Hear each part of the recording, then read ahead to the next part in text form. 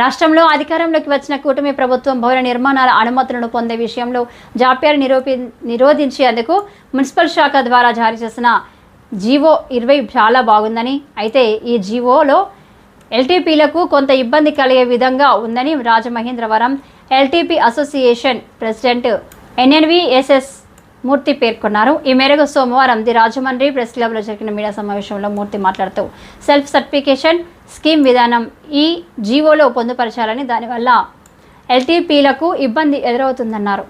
తమ ద్వారా భవన నిర్మాణాలను దరఖాస్తు చేసుకునే సమయంలో ఎటువంటి న్యాయమైన ఇబ్బందులు లేవని, నిర్మాణం విషయంలో అతిక్రమణలకు పాల్పడలేదని ధృవీకరణ చేసే విధానాన్ని తొలగించాలని డిమాండ్ చేశారు.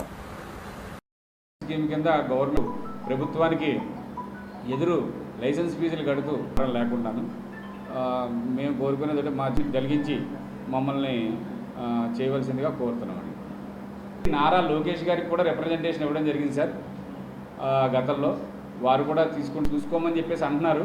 అయితే అంత ఎన్ఫోర్స్మెంట్, టౌన్ ప్లానింగ్ ఉన్నంత ఎన్ఫోర్స్మెంట్ మా దగ్గర ఉండదండి. రివేర్ ప్లాన్లు వెనకాల వాడు బిల్డింగ్ అయిపోయేదాకా వాళ్ళ వెనకాల మేము తిరగడం అంటే కొంచెం మాకు ఇబ్బందికరమైన విషయం అండి. దాని ఇది ఒక రాజమండ్రిలోనే కాదండి, టోటల్గా స్టేట్ వైడ్ కూడా చాలా జిల్లాల్లో అన్నీ కూడా ఇదే జరుగుతుంది.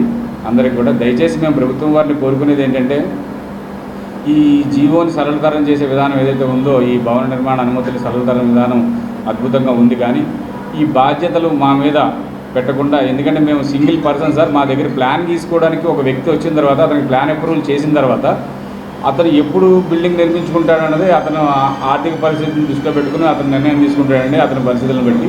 కానీ నిర్మాణం పూర్తయ్యే వరకు కూడా మాదే బాధ్యత అని చెప్పేసి దీంట్లో పెట్టారు.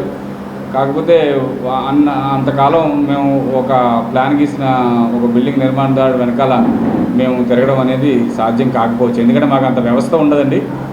ఈ ఎన్ఫోర్స్మెంట్ వ్యవస్థ పూర్తిగా కూడా టౌన్ ప్లానింగ్ వారు చూసుకుంటే బాగుంటుందని మా అభిప్రాయం. ఈ ఎన్ఫోర్స్మెంట్ బాధ్యత మా మీద పెట్టడం వల్ల కొద్దిగా మాకు ఇబ్బందిగా ఉంది. ఈ ఎన్ఫోర్స్మెంట్ బాధ్యత పెట్టినా కూడా వాళ్ళు చేసినా మేము ఈ లైసెన్స్ రద్దు అనే దాని మీద కొంత ఆందోళనకు గురై ఉన్నాం.